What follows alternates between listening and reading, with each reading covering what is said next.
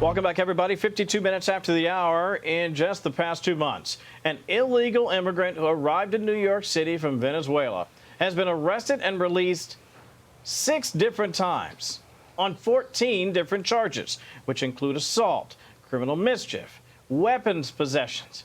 And if that's not enough, another migrant woman was just arrested for slapping a police officer.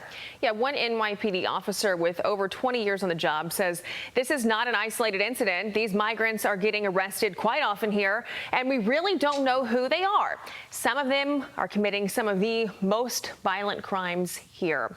New York City Councilman Joe Borelli joins us now. Joe, good morning to you. You know, when you see that rap sheet and you see that he's only been here for a couple of weeks, it really makes you concerned, even if you're just somebody driving in and out of the city, just coming to the city for work. I could only imagine how people feel who live here.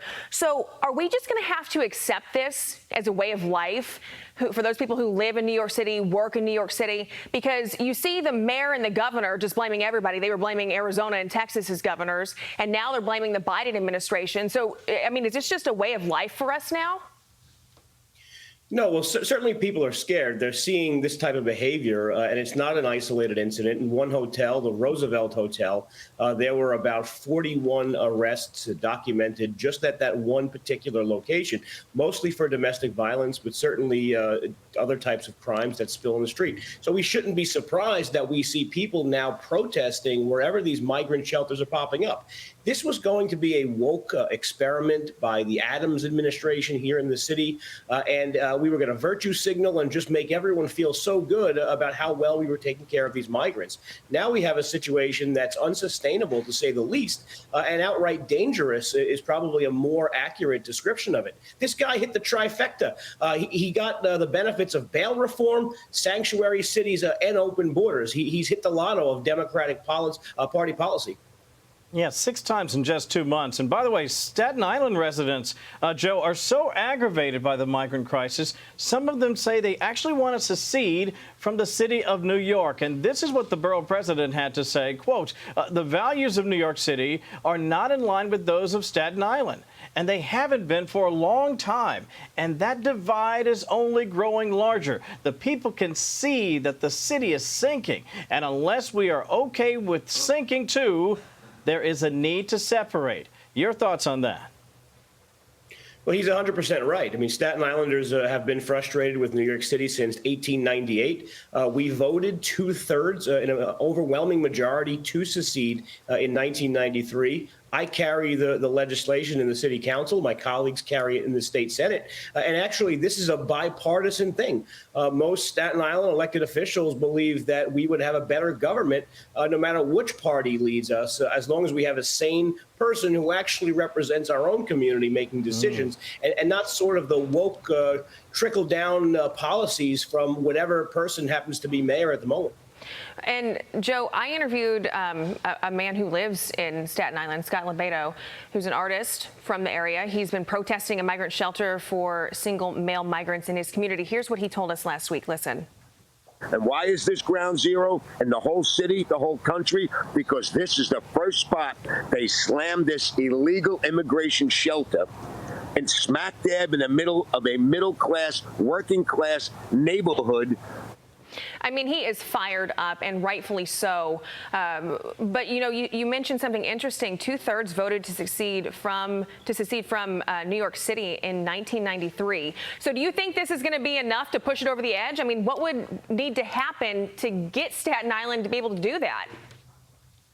Unfortunately, we have to ask permission, essentially, from the very people we want to leave. We need the state legislature to approve it, overwhelmingly Democratic, and we need the city council to approve it, as well as the signature of the governor. So it's certainly an uphill fight. But what you heard from Scott right there is 100% accurate. This is a block that has about 5 houses on it, single-family houses. And all of a sudden, to be faced with a shelter that's now going to house up to 300 people is just a radical change for anyone's life who lives in that neighborhood. And this is one of those things that is just happening without any plan, any rhyme, or any reason. So with this one particular shelter, it's on Staten Island, but now we have 210 or maybe even more. We don't even know we don't even actually know how many we have, if that's not bizarre as it is. But we have well over 200 shelters around New York City that are just popping up. Homeless shelters were always controversial. We used to have public hearings about them. We used to debate them. Now, overnight, we just popped up about 200 in neighborhoods all over the city. In the 15 seconds or so that we have left, Joe, even the New York Times is warning the Biden administration to address the New York City migrant crisis ahead of the 2024 race.